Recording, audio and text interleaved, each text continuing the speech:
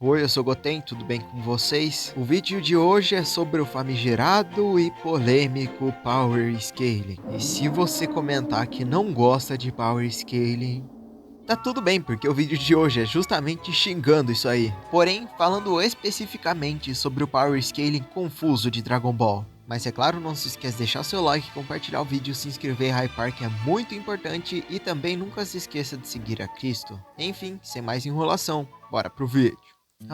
Power Scaling. Eu já vi tantos comentários chatos e repetitivos ao seu respeito, mas é impressionante como a grande maioria deles estão certos. E assim, em Dragon Ball fica pior ainda, porque essa obra tem uma evolução constante dos personagens e não consegue deixar isso coerente. Então eu vou dar alguns exemplos pra vocês e depois eu explico o que eu acho disso aí. E obviamente ele, a personificação de um Power Scaling ruim, estaria aqui. Sim, eu tô falando do Gohan mesmo. E a bagunça começou ainda quando ele era criança. Lá na Saga Saiyajin, quando o Gohan tinha seus 4 anos de idade, ele foi sequestrado pelo Raditz, que tinha cerca de 1500 de poder de luta. Já o nosso querido...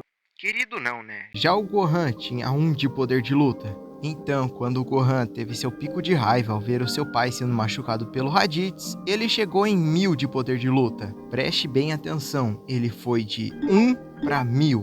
Ou seja, o poder dele multiplicou em 1000 vezes. Enquanto isso, na sua cena mais famosa, que é na Saga Cell, só 2 vezes. Sim, antes era 1000 e depois foi para 2. E calma que fica pior. Na Saga Buu, que é quando o Gohan desbloqueia a sua forma mística, a sua forma mais forte do Z, que é basicamente desbloqueada com o Ritual dos Deuses, ele de fato é mais forte que o Super Saiyajin 3, mas nem tanto assim. Então o consenso geral da galera é que o multiplicador de sua forma seria mais ou menos de 1000 também. Mas espera aí um pouco. Então você tá me dizendo que o Gohan de 4 anos, ficando irritadinho com o Raditz, tem o mesmo multiplicador que um Ritual dos Deuses? E pra ficar ainda pior, é 500 vezes mais forte do que um Gohan Super Saiyajin 2? E a discussão fica ainda pior quando a gente leva em consideração aquela forma Beast, mas sinceramente, cara, eu nem quero perder meu tempo falando sobre essa forma. Mas assim, lembra que a gente falou do Raditz?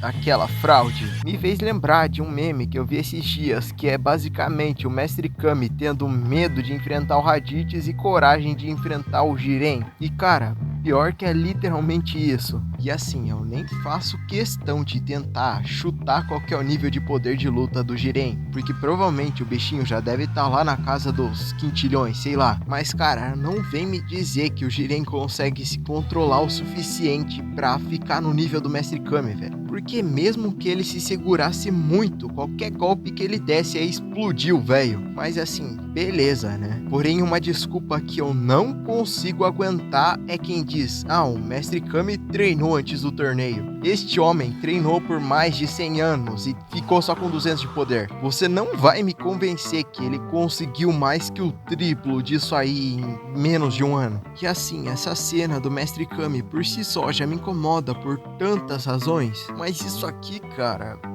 eu nem sei o que dizer. Mas olhando pelo lado bom, pelo menos eu tenho mais motivos pra elogiar o Mestre Kami, já que ele é um ótimo personagem. E assim, daqui a pouco eu já falo algumas coisas que vão fazer essa cena parecer mais estranha ainda. Mas é óbvio que eu preciso falar deles, né? Os 3 patetas. Cara, eu fico até impressionado como tem gente que defende esses Saiyajins do Universo 6. Mas eu não consigo, cara. Pra mim é só tosco, entendeu? Cada afirmação, cada coisinha que eu vejo sobre eles faz eu gostar menos dos personagens. Se eu vejo alguém me dizendo que o Kiabe tem o mesmo nível de força do Goku God da Batalha dos Deuses na forma base, eu simplesmente penso: caramba, então é por isso que eu odeio tanto esse cara. E assim, esses caras não só não tem carisma, não tem design, não tem história, não tem nada, mas também foram responsáveis por fazer todo o esforço do Goku e do Vegeta parecerem uma piada, assim como o Power Scaling de DBS. A coisa já não era boa no Z,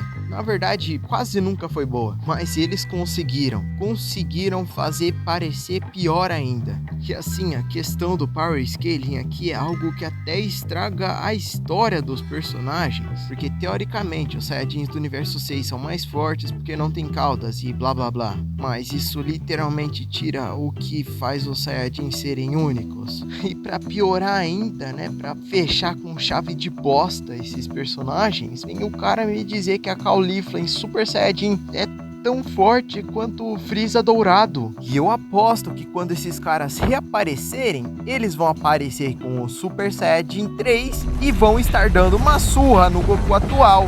Bom, já que eu me acalmei um pouquinho aqui, eu acho melhor eu parar de falar sobre os Saiyajins do universo 6 e irmos para o nosso último exemplo, que é a força totalmente estranha do Jiren. No anime de Dragon Ball, nós temos o querido Zamasu, não é mesmo? Onde ele simplesmente vai lá e vira a linha temporal. Não só isso, como esse cara tava virando o presente também, ou seja, ele tava indo para outras linhas temporais. E no Torneio do Poder vem o Kaioshin dizer que o Jiren é o inimigo mais forte que o Goku já enfrentou. Simplesmente não é possível que o Jiren seja mais forte que isso. Vocês têm noção do que é se fundir com duas linhas temporais, basicamente? E se eu não me engano, ia ser mais, tá? Absolutamente nada que o Jiren fez mostra que ele deveria ser ao menos comparável ao Zamasu. E mesmo assim o anime trata como se fosse a pior ameaça de todas. Tanto é que eles até falam que ele seria mais forte que um deus da destruição. E assim, nós sabemos que isso não é verdade. A confusão e a necessidade do anime de mostrar que um personagem é mais forte que o outro só faz a história parecer mais fraca. Eu acho. Na verdade, isso só deixa a história confusa. O que faz a história ser fraca são outros pontos. Mas ainda assim, é só estranho. Parece que realmente ninguém se importa ali com a coerência, sabe? E só com o hype de poder dizer, olha, personagem A é mais forte que personagem B. E os fãs vão à loucura.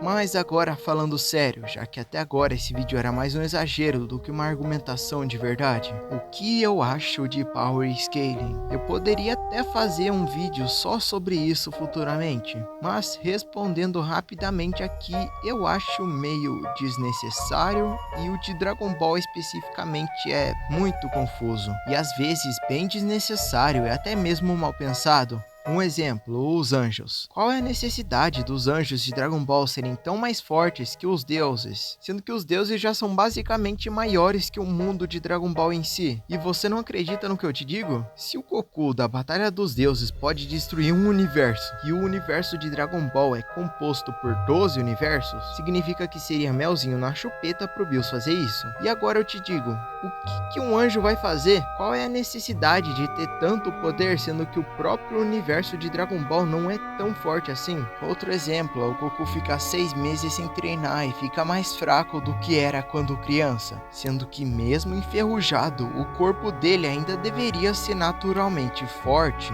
mas eles têm que exagerar para mostrar que ele tá enferrujado, o que só fica feio na minha visão. Ou sei lá, o Kuririn lutando contra o Goku no Super Saiyajin Blue. Sim, é deixado claro que o Goku só fez aquilo para motivar o careca, mas ainda assim não deixa de ser uma cena desnecessária e só é memorável porque não faz sentido. É um exagero que faz as pessoas se incomodarem, porque geralmente é bem mal feito. Eu não desgosto de Power Scaling, eu acho que é até necessário para manter coerência em uma obra. Porém, né, estamos falando de Dragon Ball. Aqui quase nada tem consistência. Então é um errinho aqui, um errinho ali. E quando você vê, já cria uma bola de neve gigantesca que fez os fãs odiarem isso. A galera simplesmente começou a pegar um ranço gigante por cima disso. E eu não culpo ninguém, porque se eu vejo o Goku, que eles fazem questão de tantas e tantas vezes ressaltar que pode destruir o universo, tendo dificuldades em levantar uma borracha,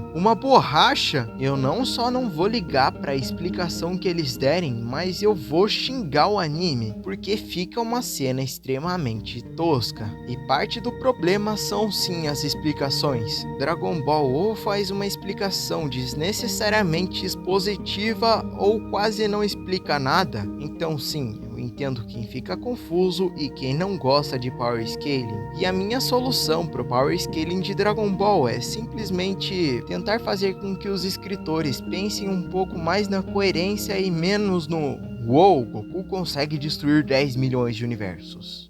Enfim. Concordam comigo? Discordam? Não se esquece de deixar nos comentários. E é claro também, talvez assim como eu, você esteja se sentindo meio sem direção, sabe? Você pode se sentir meio triste ou até confuso em relação do que fazer da sua vida. Algumas coisas podem não estar indo bem, ou você pode estar fazendo algumas decisões erradas. Mas no final do dia, o que eu quero que você saiba é que a sua vida importa. Então, não pensa tanto nesses problemas e descansa um pouco. E óbvio, sempre fale com Deus, porque mesmo nessas situações, Ele é o único que pode te ajudar. E é claro também, não se esquece de deixar o seu like, compartilhar o vídeo, se inscrever e hypar, que é muito importante e vocês me ajudam a continuar. Muito obrigado pelo amor e carinho de vocês e nunca se esqueçam de seguir a Cristo. Espero que tenham gostado do vídeo e valeu, falou e fui!